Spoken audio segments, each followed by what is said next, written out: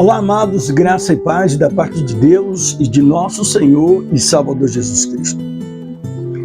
Quero nessa oportunidade cumprimentar a você com a paz do Senhor Jesus. Quero nessa oportunidade convidar a você para fazer uma reflexão comigo. Eu, na verdade, me sinto muito bem quando eu tenho a oportunidade de refletir concernente à Bíblia, concernente ao mundo, que na verdade a Bíblia fala, embora muitos anos tenham se passado, na faixa desses 2000 anos, e a gente parece que estamos como despercebidos de muitas coisas que estão acontecendo. E isso é muito interessante observar, que não é simplesmente no mundo exterior, ou seja, o mundo exterior que eu me refiro neste momento é aquilo fora do corpo cristão. Mas eu me refiro no relacionamento da Bíblia com todo o mundo, interno e externo. E nós temos nos deparado com situações e momentos que têm sido de grande impacto, mas muitas pessoas estão, na verdade, se dividindo mediante a opinião. Isso é natural. Mas o que me chama a atenção, em um dos textos bíblicos, no livro de Mateus, no capítulo, me parece que é 24, onde um dos discípulos, ou quem sabe hoje, ele se aproxima do mestre e pergunta ao mestre quando haveria o sinal da sua vinda. E o mestre coloca ele numa expectativa muito interessante. E essa expectativa que deixou eles também me colocou. Porque para eles se cumpriram muitas coisas. Mas para mim ainda se cumpre. Porque desde o momento que eu conheci a porta aberta do Evangelho, eu até o dia de hoje tenho encontrado maravilhas se cumprindo acerca do reino de Deus. Muito bem. No Monte das Oliveiras, estou aqui no capítulo de número 24, versículo de número 6, 3. Venha refletir comigo assim. No Monte das Oliveiras achava-se Jesus assentado junto com quando os seus... De novo. No Monte das Oliveiras No Monte das Oliveiras acharam-se Jesus assentado quando se aproximaram deles os seus discípulos. Em particular, lhe pediram: diz-nos quando sucederá essas coisas, e que sinal haveria da sua vinda e da consumação do século. E ele lhe respondeu: vede que ninguém vos engane, porque virão muitos em meu nome dizendo eu sou o Cristo, e enganarão muitos. E certamente ouvireis de falar de guerra e de rumores de guerra. Vede que vos não se assustei, porque é necessário que assim aconteça. Mas ainda não é o fim. Porquanto se levantarão nação contra nação, reino contra reinos, e haverá fomes e terremotos em vários lugares. Porém, tudo isso é o princípio das dores. Então sereis atribulados, e vos matarão, e serão odiados de todos, e as nações, por causa do meu nome, neste tempo muitos hão de se escandalizar. Trair e odiar uns aos outros, levantar-se uns aos outros, e falsos profetas enganarão a muitos. E por se multiplicar a iniquidade, o amor se esfriará de quase todos. Aquele, porém, que perseverar até o fim será salvo. E será pregado o Evangelho do reino por todo o mundo, por testemunho de todas as nações. então virá o fim. Percebe-se que na linha de raciocínio escrito, a única coisa que muda são as traduções, mas a linha do raciocínio ela permanece a mesma, de lá do que aconteceu com os apóstolos lá, e de lá para cá, todos esses acontecimentos até nos nossos dias, a realidade é crucial. A realidade é verdadeira, é sem dúvida. Mesmo assim, nós temos uma responsabilidade de entender, no meu ver, 3 pontos importantíssimos. Além da observação dos detalhes contados pelo próprio Senhor Jesus, os acontecimentos que ele mostrou, que está nítido, e temos testemunho já aqui, escrito, que depois da saída do Mestre, dentre eles, o que aconteceu? As perseguições por causa do nome do Senhor. No nosso dia não estamos sofrendo essas perseguições tão nítida, tão clara, como nós estamos vendo aqui. O que vimos aqui se cumpriu na vida dos apóstolos. Segundo ponto muito interessante é o avanço do Evangelho. E será pregado este Evangelho do Reino por todo o mundo, para testemunha de todas as nações.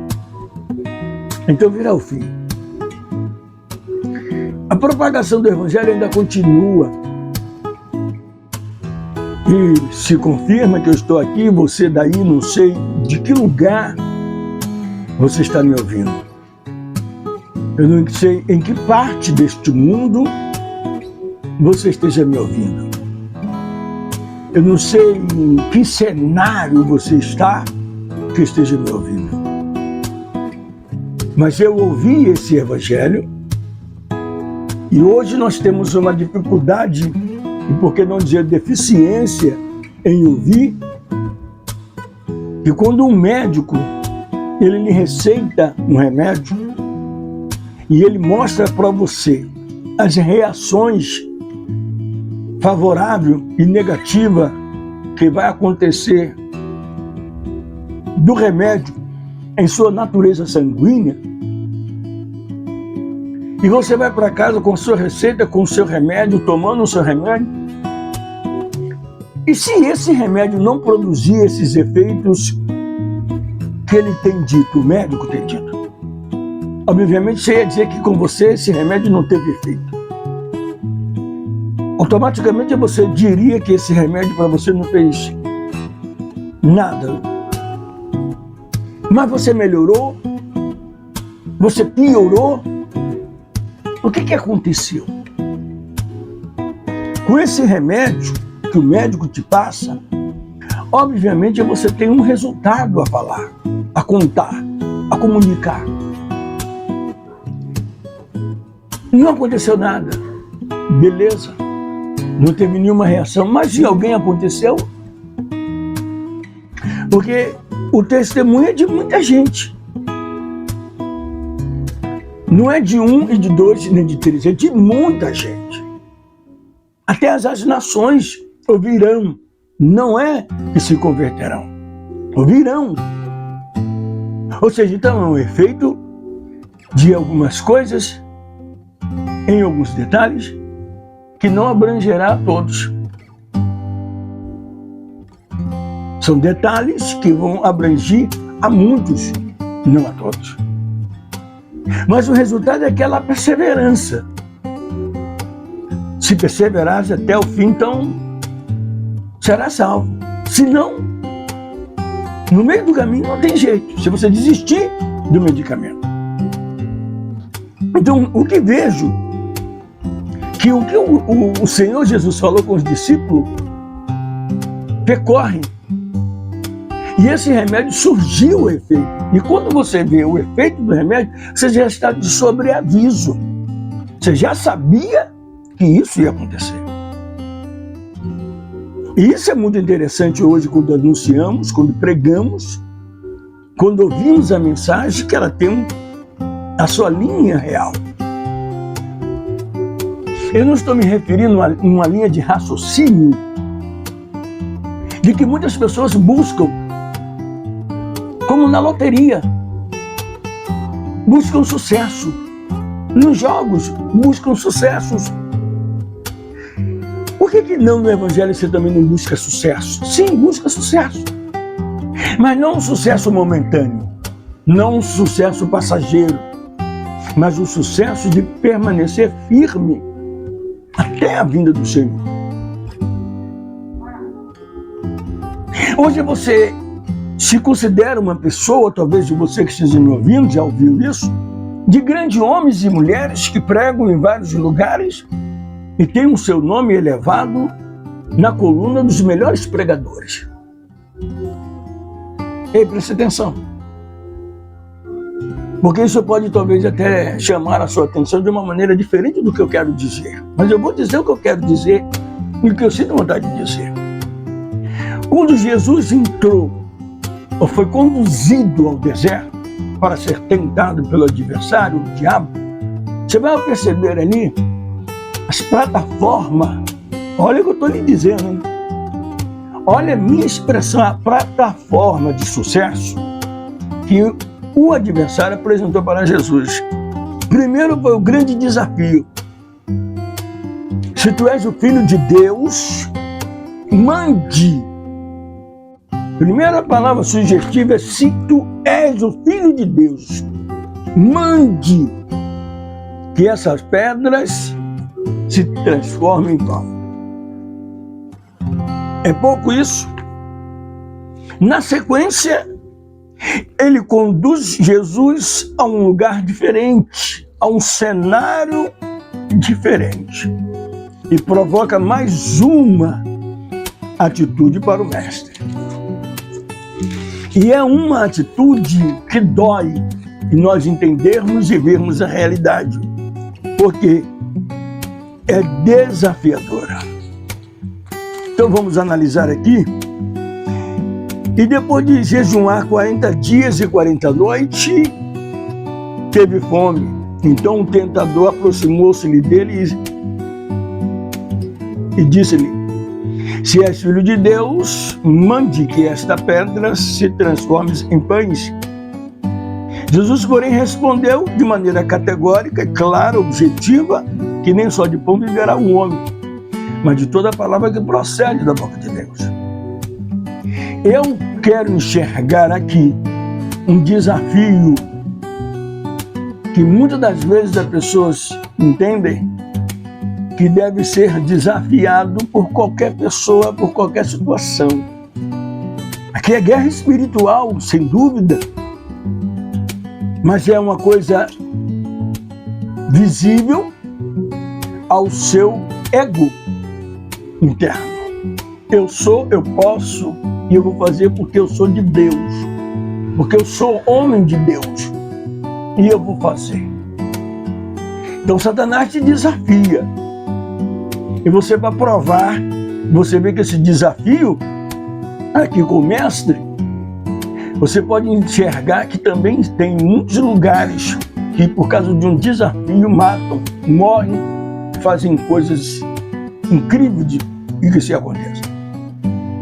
Mas se você é, você pode. Se você pode, você faz. Tem uma coisa que eu nunca me esqueço de um jovem que eu assisti, aquela tesourinha pequenininha. Em um determinado lugar, o cara desafiou. Olha, não brinca comigo não. Ele disse, meta. A tesourinha pequenininha de cortar o canto da unha. E o camarada pegou e fez assim. Meteu. Só que o que meteu, segundo depois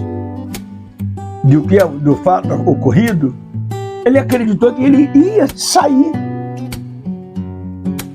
Por certo, o que não saiu acreditou que ele não ia fazer isso. Porque eram amigos E por um motivo se discutiram. Mas Satanás estava ali naquele presente momento. Eu não era evangélico nesse dia.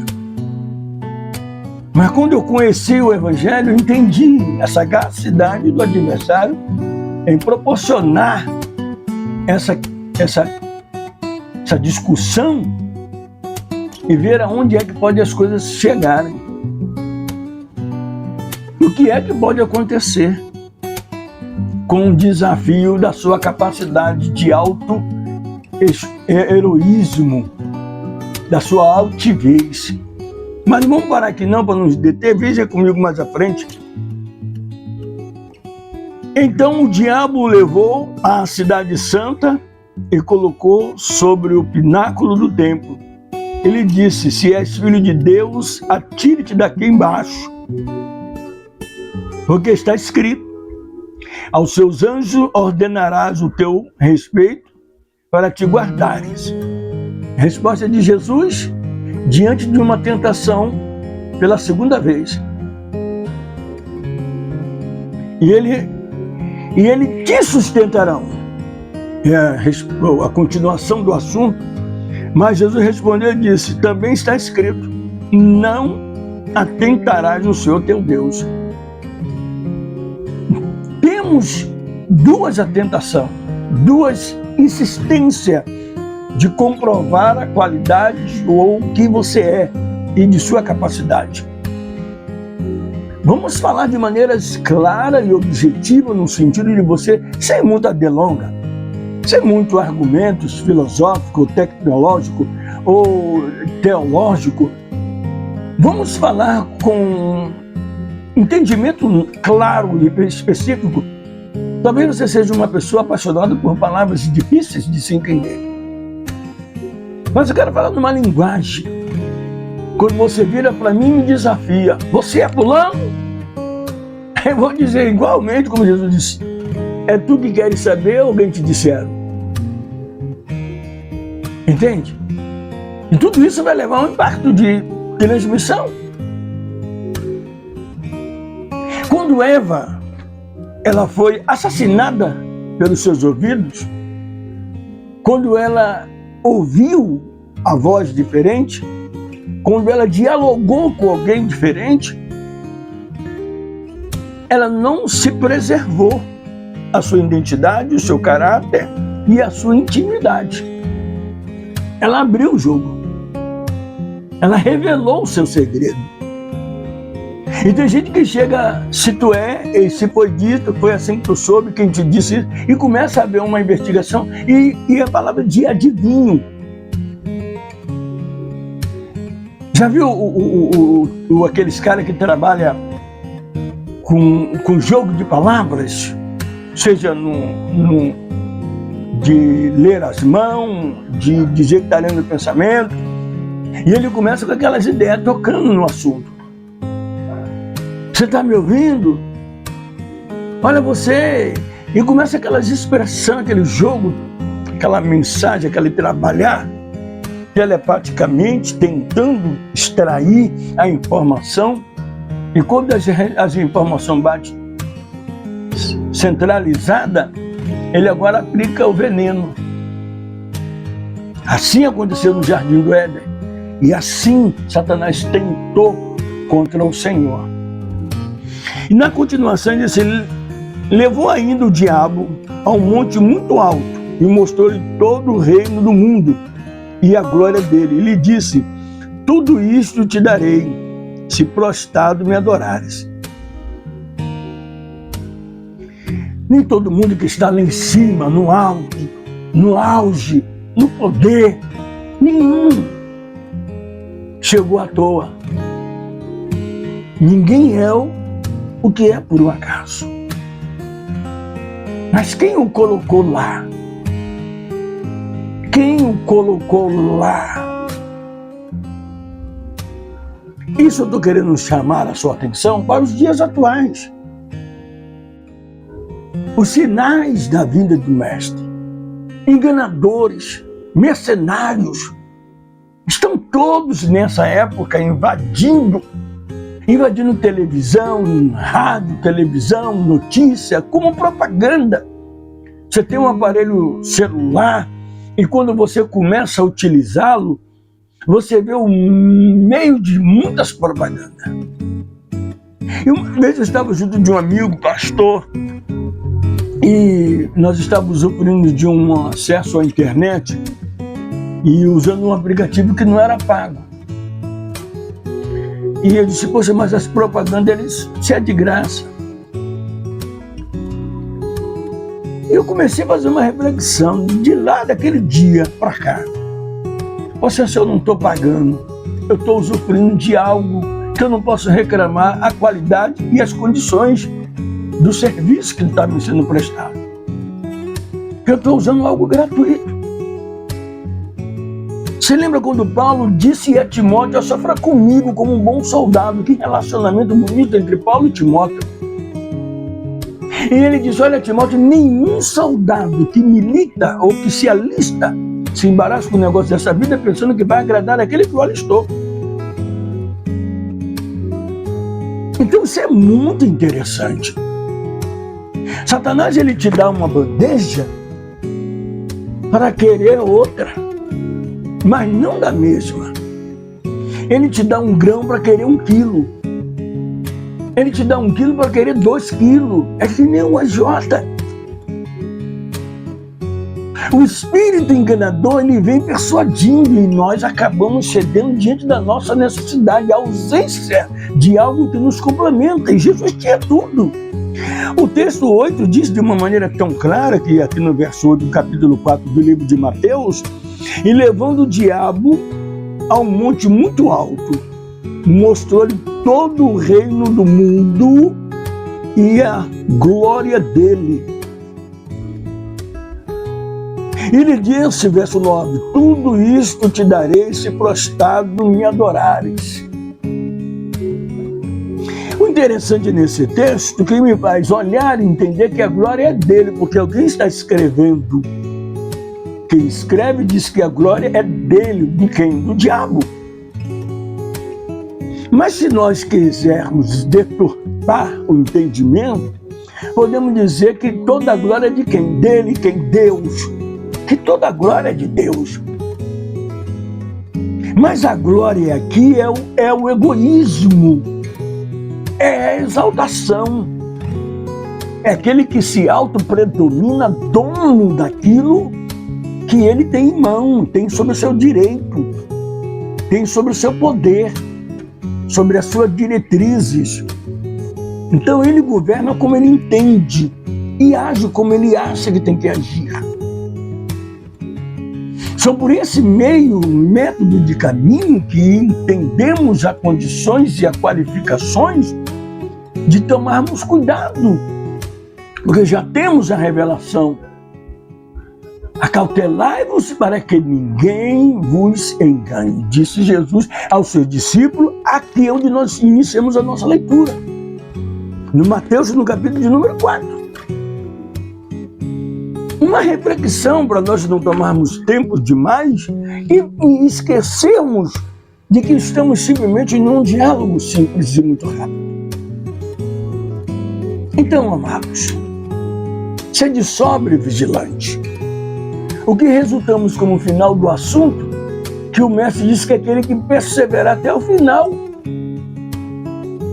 Você entra numa academia para fazer um exercício físico, você precisa ir até o final.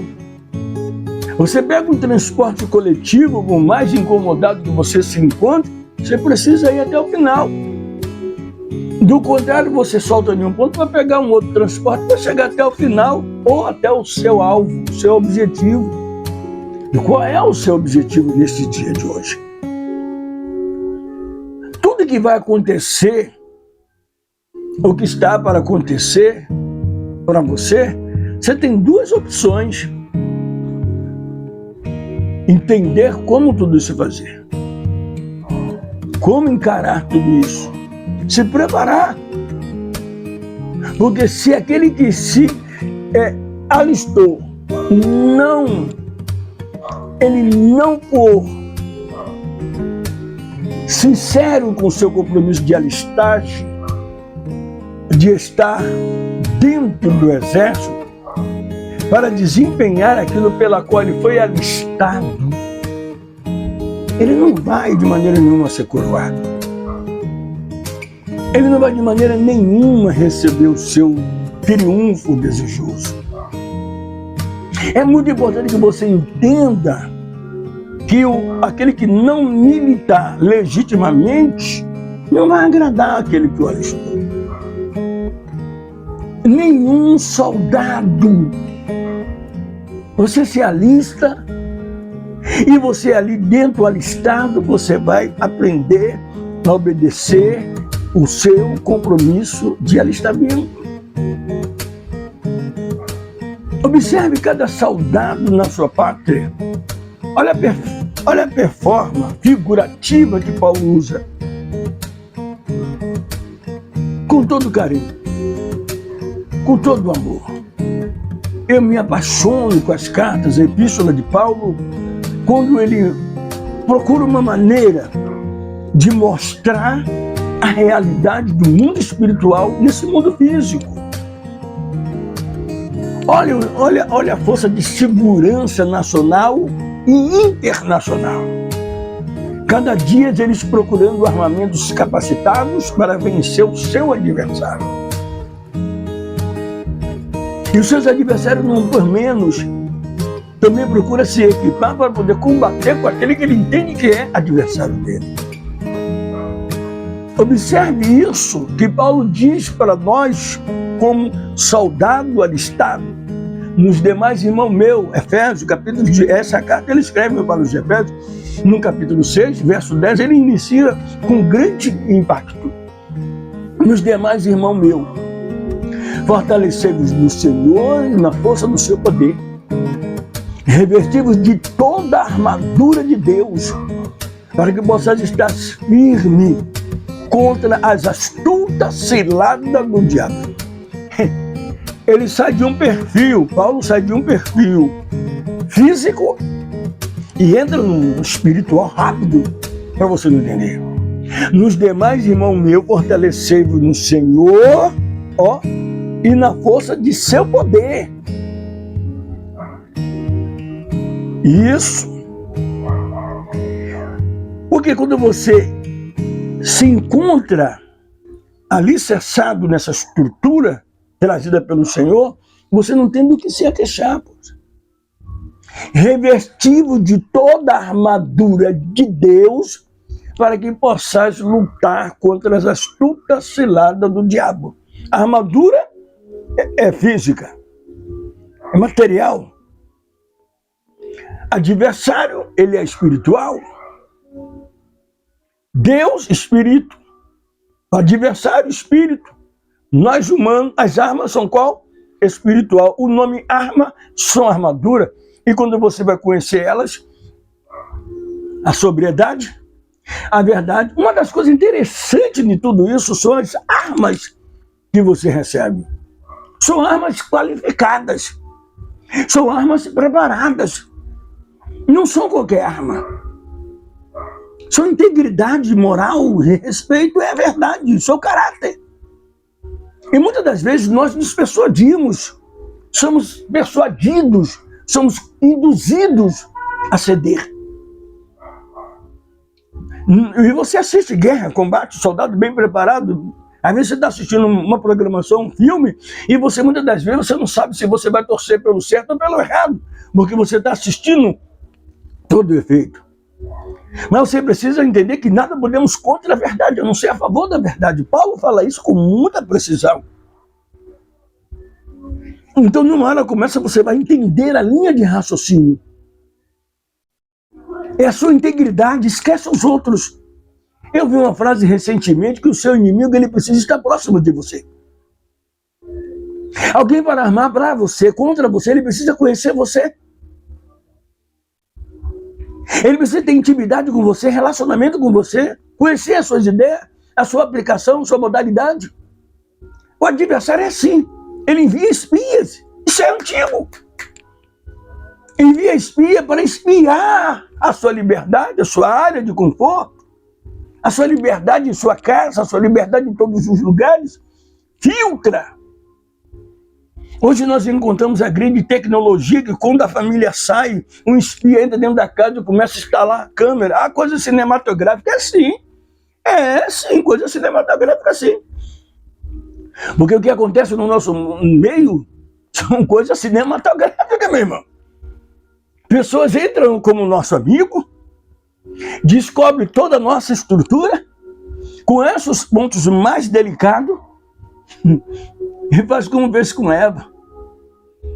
Persuade ela a negar o seu Senhor.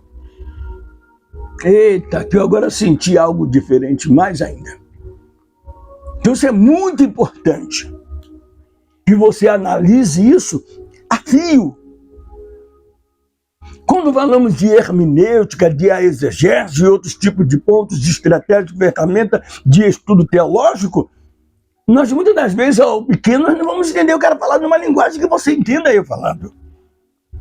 Eu estou usando a linguagem de onde eu vim e pode enxergar do lado de cá. Me faça um favor, me suba em um lugar bem alto e veja a visão que você tem lá de cima. A visão panorâmica. E Paulo disse, só está comigo, meu filho, como um bom soldado. E não tenha do que se envergonhar. E maneje bem a palavra da verdade. É isso, tapa as suas brechas. Tape as suas brechas. Você tem um pastor na sua igreja, tem um líder na sua igreja, e quando ele vai lhe ensinar, ele usa de tudo que ele tem para transferir para você a verdade em Cristo Jesus. Não precisa você fazer como Sansão, sair procurar água para beber em outras fontes, longe da sua casa. Não precisa. Se alimente com o seu alimento sólido. E não tem profeta sem honra. Não. Profeta sem honra é só dentro de casa e na sua pátria.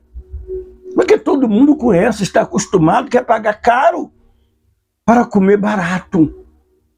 Pagar caro para comer barato. O quê? Uma comida que já tem. O seu pastor, você conhece a vida dele. Os seus obreiros da sua igreja, você conhece a vida dele. As irmãs, os membros, você conhece a vida dele. Eu usei um modo meio grosseiro e cômico de dizer que eu não quero sair da congregação onde eu congrego. Por quê? Por que eu disse assim? Porque aqui é assim onde estão as cobras. Desculpe a expressão falada. Ou seja, as cobras que eu disse, aqueles irmãos infectados. Aqueles irmãos que não aguentam um toque, não aguentam falar, não aguentam chamar a atenção, que logo se incha. São infectados. E quando eles vêm, eu já sei como tem que segurá-los para eles não cair.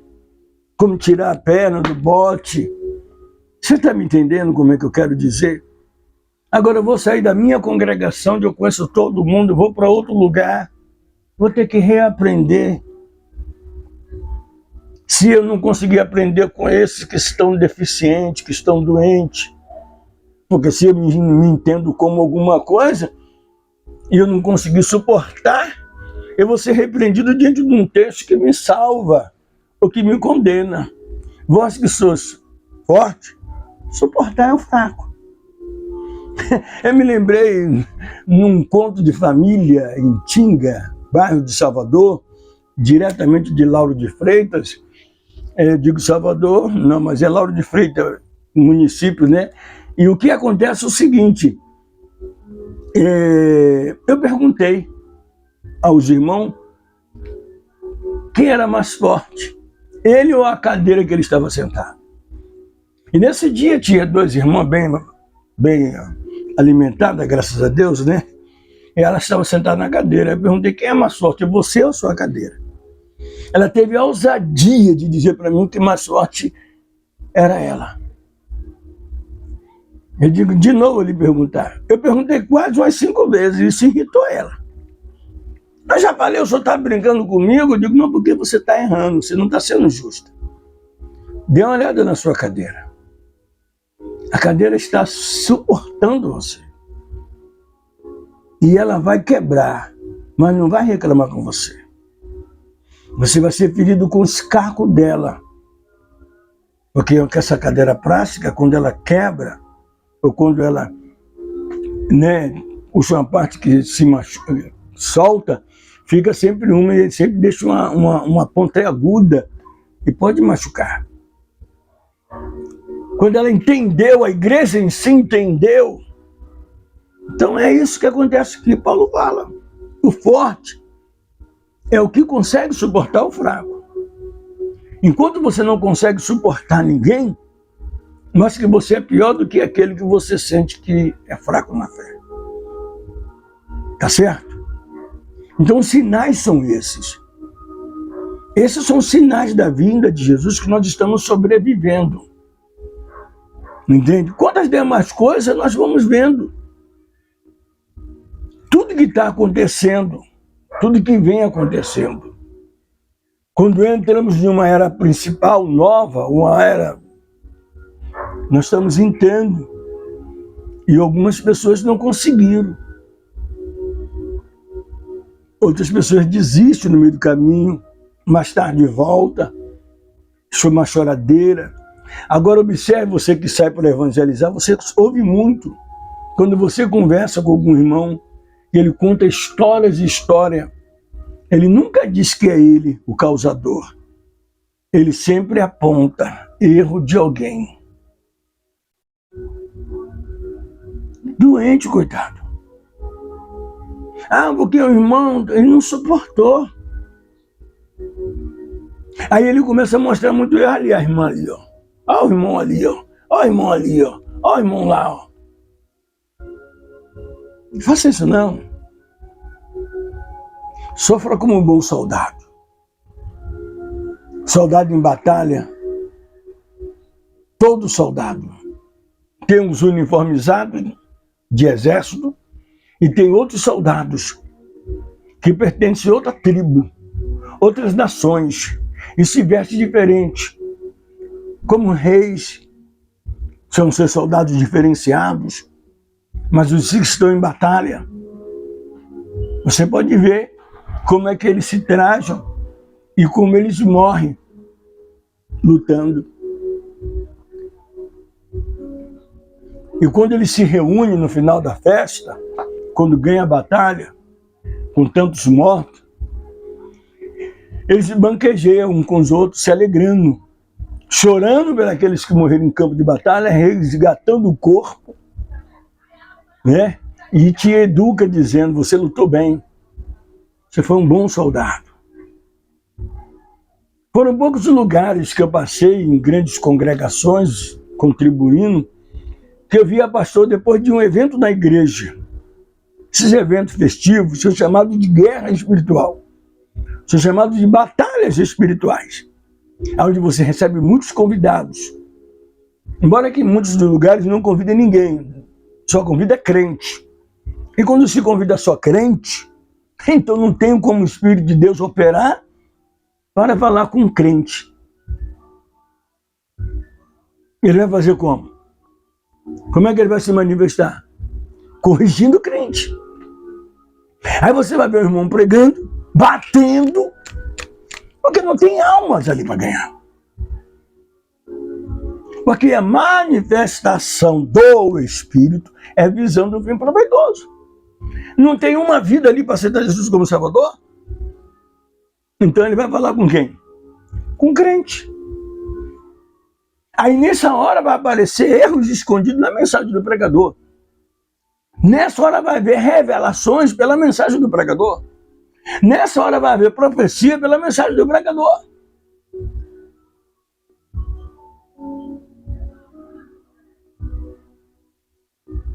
É assim que eu quero dizer para você. É assim que eu quero agradar a você. A entender que o tempo está cumprido. Mas o reino de Deus é que está próximo.